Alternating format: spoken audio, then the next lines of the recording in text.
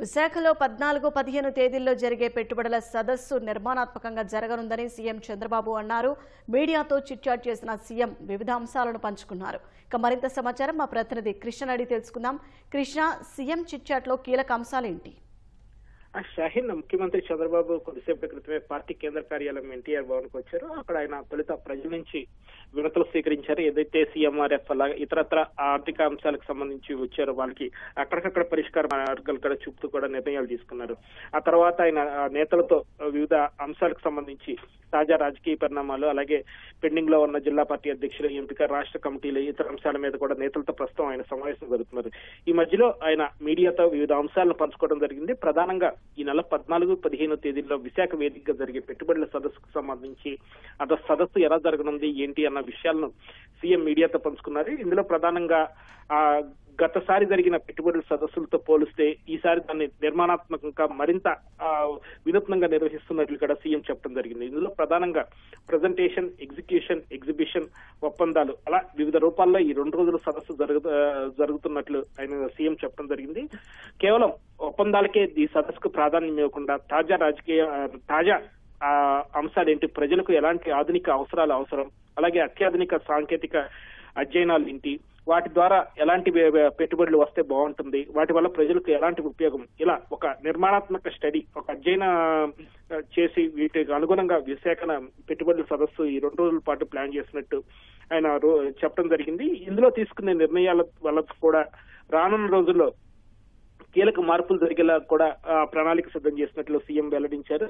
ఏదైతే ప్రతి వ్యక్తిని కూడా అకౌంటబిలిటీ పరిధిలోకి తీసుకురావటం, అలాగే రాష్ట్ర స్థాయి నుంచి గ్రామ స్థాయి వీఆర్ఓల వరకు కూడా బాధ్యతగా పనిచేసే వ్యవస్థ తీసుకొచ్చేలాగా ఇందులో ఈ పెట్టుబడుల సదస్సు ద్వారా తీసుకునే నిర్ణయాలు కానీ, అలాగే చేపట్టే విధానం వల్ల కూడా భవిష్యత్ రోజుల్లో మార్పులకు శ్రీకారం చుడుతుందని సీఎం ఆశ వ్యక్తం చేశారు. ఈ విధానం వల్ల ప్రజలకు మెరుగైన సేవలు అందుతాయని కూడా ఆయన చెప్పడం జరిగింది. అలాగే ఇప్పుడు జరుగుతున్న ఒప్పందాలకు అలాగే పెట్టుబడుల సదస్సుకు సంబంధం లేకుండా, అంటే పెట్టుబడుల సదస్సులో చేసుకునే ఒప్పందాలు విడిగా ఉంటాయి. ఇప్పుడు ఏదైతే నిన్న ఎస్ఐపిబి సమావేశంలో తీసుకున్న నిర్ణయాలు కానీ, అలాగే ఇవాళ కుప్పంకి సంబంధించి వివిధ ప్రాజెక్టులకు సంబంధించి చేపడుతున్న శంకుస్థాపనలు కానీ, ఇలా వేటికవి విడివిడిగానే జరుగుతూ ఉంటాయి తప్ప ఒకదానికి మరొకదానికి సంబంధం లేకుండా వేటి పని అది సాగుతుందని ఒక స్పష్టత కూడా సీఎం ఇవ్వటం జరిగింది. అలాగే ఈ పెట్టుబడుల సదస్సుకు సంబంధించి జాతీయ, అంతర్జాతీయ స్థాయిలో వచ్చే ప్రముఖుల పెట్టుబడిదారులకు కూడా ఈ విశాఖ సదస్సు ఒక సరికొత్త అనుభూతిని ఇచ్చేలాగా నిర్వహిస్తున్నట్లు సీఎం వెల్లడించడం జరిగింది. ఈ పెట్టుబడుల సాధన విషయంలో మంత్రి నారా లోకేష్ గారు ఎంత క్రియాశీలకంగా వ్యవహరిస్తున్నారని చెప్పి సీఎం అన్నారు. అలాగే క్వాంటమ్ కంప్యూటర్ కు సంబంధించి కూడా క్వాంటమ్ కంప్యూటర్ ఇప్పటికే సిద్ధమైందని చంద్రబాబు, ఇప్పటికే ఇంకా షిప్మెంట్ మాత్రమే మిగిలిందని చెప్పి ఆయన వెల్లడించారు. అనుకున్న సమయానికి ఏదైతే జనవరిలోగా అమరావతి కేంద్రంగా క్వాంటమ్ కంప్యూటర్ తీసుకొస్తామని చెప్పారు, దానికి సంబంధించి అన్ని అడ్డంకులు అధిగమిస్తూ కూడా ఇక్కడ క్వాంటమ్ కంప్యూటర్ ఏర్పాటు చేసే దిశగా ప్రభుత్వ కృషి సాగుతోందని చెప్పి కూడా సీఎం వెల్లడించడం జరిగింది. ఇక ఇతర విషయాలపైన కూడా ఏదైతే మెయిన్ గా ఈ పార్టీ కేంద్ర కార్యాలయానికి ఎక్కువ మంది గ్రీవెన్స్ కోసం రావటం, వాటి సమస్యల పరిష్కారం కోసం సీఎం నిర్ణయాలు తీసుకోవటం, అలాగే ఇటీవల లోకేష్ వచ్చినప్పుడు కూడా పెద్ద ఎత్తున దాదాపు 5-6 గంటల పాటు కూడా పెద్ద ఎత్తున ఈ గ్రీవెన్స్ అనేది నడవటం అంశాల మీద కూడా సీఎం వివిధ అంశాలు చర్చించడం జరిగింది. ఇందులో ప్రధానంగా సమస్య ఎందుకు పరిష్కారం కావట్లేదో ఒక వ్యక్తికి సంబంధించి వారికి స్పష్టంగా అర్థమయ్యేలాగా తెలిసే విధానం కూడా, ఏదైతే గ్రీవెన్స్ తీసుకున్నప్పుడు మీ ఫిర్యాదు తీసుకోబడింది అని చెప్పి మెసేజ్ బాధితుడికి ఉన్న ఫోన్ నెంబర్ కి మెసేజ్ రూపంలో వెళ్తోందో, ఒకవేళ కనుక అది పరిష్కారం కాకపోతే ఏ కారణం చేత అది పరిష్కారం కాకపోవట్లేదు అన్న స్పష్టమైన విధానం అర్థమయ్యేలాగా చెప్పే విధానాన్ని కూడా అందుబాటులోకి వస్తున్నట్లు కూడా సీఎం ప్రకటించారు. పరిష్కారం కాని సమస్యలకు ఉన్న సాంకేతిక అడ్డంకులు వాళ్ళకి అవగాహన పెంచేలాగా కూడా ఈ నూతన విధానం ఉంటుందని సీఎం చెప్పడం జరిగింది. అలాగే కింద స్థాయిలో ఉన్న అవినీతి నిర్మూలన కూడా సమగ్ర చర్యలు చేపడుతున్నట్లు కూడా సీఎం చెప్పడం జరిగింది. ఏదైతే ప్రభుత్వ కార్యాలయంలో ఎంత ఆన్లైన్ వచ్చినా సరే కింద స్థాయిలో డబ్బులు ఇస్తే కానీ పని జరగట్లేదన్న విధానం పోగొట్టే విధంగా కూడా కొత్త కార్యాచరణ రూపొందిస్తున్నట్లు సీఎం ప్రకటించారు. అలాగే ప్రధానంగా వచ్చే సమస్యల్లో అత్యధికంగా రెవెన్యూ సంబంధించిన సమస్యలే ఉన్నందు వల్ల ఏదైతే పెండింగ్ లో ఉన్న రెవెన్యూ సమస్యలు తొలుత పరిష్కరించాల్సి ఉందని చెప్పి సీఎం దీనికి సంబంధించి మాట్లాడటం జరిగింది. ఇలాగే దీనిపై ఇప్పటికే అధికారులకు కూడా పెండింగ్ సమస్యలు త్వరిత పరిష్కరించాలని చెప్పి అధికారులకు కూడా ఆదేశాలు ఇచ్చినట్లు ఆయన చెప్పారు. కేవలం గత ప్రభుత్వం చేసుకున్న అస్తవ్యస్త విధానాల వల్లే మాత్రమే ఈ రెవెన్యూ సంస్థలో పరిష్కారం అనేది సంక్లిష్టంగా మారిందని చెప్పి సీఎం చెప్పడం జరిగింది. సున్నితమైన అంశాలు కాబట్టి వీటిని జాగ్రత్తగా పరిష్కరించాల్సి ఉన్నందున కొంత సమయం పడుతుందని అభిప్రాయం సీఎం వ్యక్తం చేశారు. అలాగే ఈ 22A నిషేధిత జాబితా భూములు కూడా త్వరలోనే పరిష్కరించే విధంగా వీటికి సంబంధించి కూడా ఒక కీలక నిర్ణయం త్వరలోనే తీసుకుంటామని చెప్పి కూడా సీఎం వెల్లడించడం జరిగింది. అలాగే ఈ ప్రజావేదికకు సంబంధించి ఎమ్మెల్యేలు కూడా తప్పనిసరిగా ప్రతి శుక్రవారం ప్రజావేదిక నిర్వహించి తీరాల్సిందే అని చెప్పి ఆయన స్పష్టం చేయడం జరిగింది. కేవలం ఎమ్మెల్యేలు ప్రజా సమస్యలు పట్టించుకోవాలనే విధంగా మాత్రం ఉంటే మాత్రం ఉపేక్షించడానికి కూడా ఆయన గట్టిగా చెప్పడం జరిగింది.